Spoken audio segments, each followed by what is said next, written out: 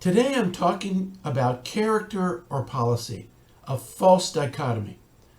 The last message I gave was about prophets or politicians, and I discussed our role as believers as having a prophetic voice into current affairs and not aligning ourselves with partisan politics. However, most of us live in participatory democracies, where we're expected to advocate for policies that represent our own views and to elect political leaders accordingly. So, what do we support and how do we choose? These days, many argue that a politician's policies are what counts. As long as our politicians support policies that we want, we either conveniently ignore ungodly behavior or make excuses like we're not voting for pastors. But is that what the Bible says? Isn't it interesting that the book in the Bible most dedicated to ethics was written by a political leader, King Solomon? Listen to what he has to say. There are 6 things the Lord hates, 7 that are detestable to him: haughty eyes, a lying tongue, hands that shed innocent blood, a heart that devises wicked schemes, feet that are quick to rush to evil, a false witness who pours out lies, and a man who stirs up dissension among his brothers. Hear the king again, this time directly addressing political leaders. To fear the Lord is to hate evil. I hate pride and arrogance, evil behavior and perverse speech. Counsel and sound judgment are mine. I have understanding and power. By me, kings reign and rulers make laws that are just. Now note here that the king is addressing 2 things. One is character, which he describes evil character with respect to pride, arrogance, evil behavior, and perverse speech. But then he also addresses policy, making laws that are just. Separating them in a leader creates a false dichotomy.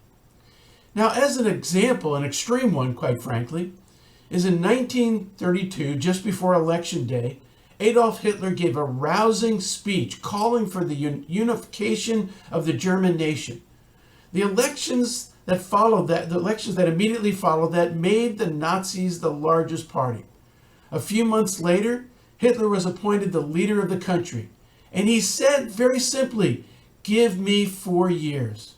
4 years later, unemployment had dropped from 30% of the country to 5%, despite the rest of the world being in a horrible depression.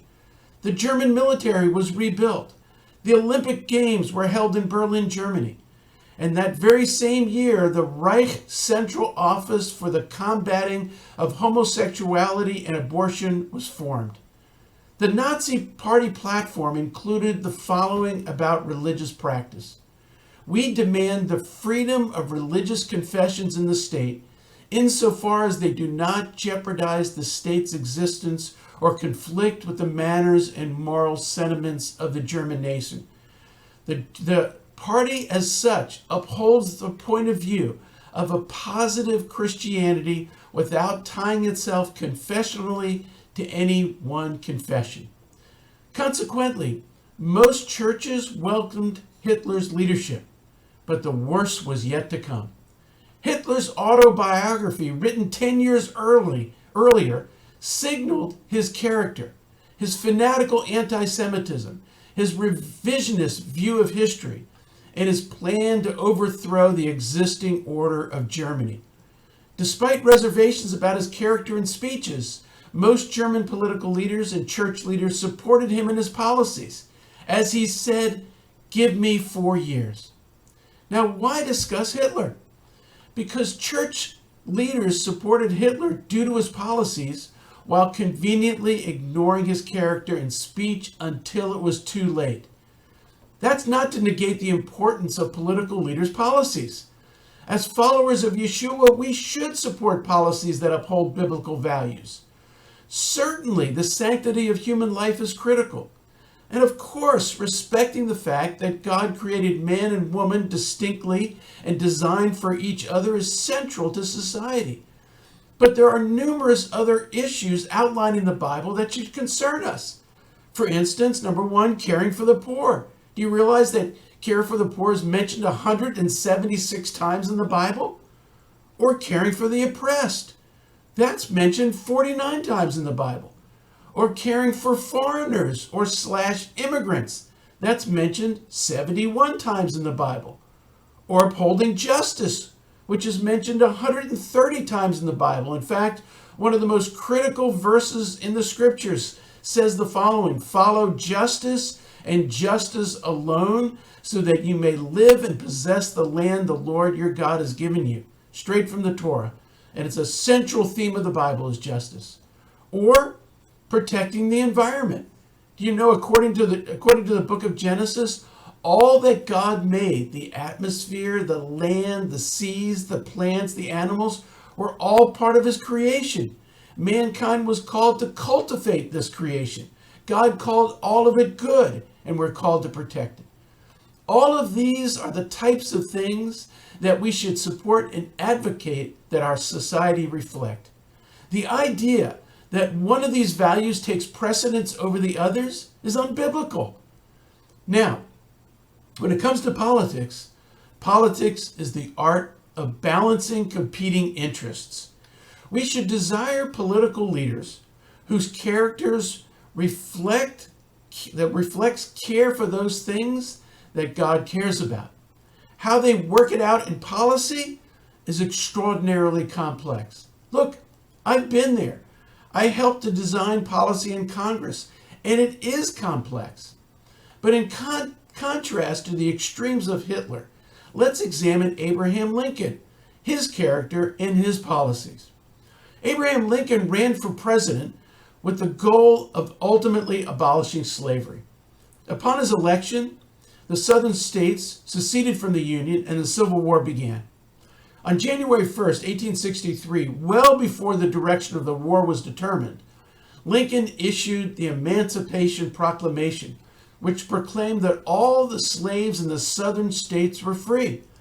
But the proclamation did not cover the border states. And why? Because Lincoln's overall goal was to win the war. If slaves were suddenly freed in the border states, those states could switch sides in the war. The North could lose, and slavery would continue. Toward the end of the war, when it appeared that the North would win, Lincoln pushed successfully for the passage of the 13th Amendment to the Constitution, abolishing slavery once and for all. What's the point here? Lincoln was a man that had impeccable character. He's considered the greatest U.S. president. But his policies on abolishing slavery were fashioned around competing interests, winning the war versus the immediate abolition of slavery. So as we too look at modern politics, there's no ideal politician. Few, if any, will represent all of our views about everything. Rather, we should consider who best reflects a wholesome character and whose policies adhere to overall biblical values. Making excuses for ungodly behavior because our personal agenda is being furthered is would be an anathema to the prophets of old. If you recall one of my past messages, I spoke about the prophet Nathan, who confronted King David about his adulterous relationship with Bathsheba and the king's plan that resulted in her husband's death. Now, David was clearly chosen of God. The Bible says it. He unified all of Israel. He led the country to allegiance to God alone. But those facts didn't alter Nathan's condemnation. In these days, if David's sins came to light, a prophet could get onto TV arguing that all the good that David did outweighs the small infractions. Has that what it's come to? Both character and policy matter. It's not either or. Please don't listen to those who argue character should be subordinated to a narrow political agenda. Is that what the Bible says? See you next time. Thank you.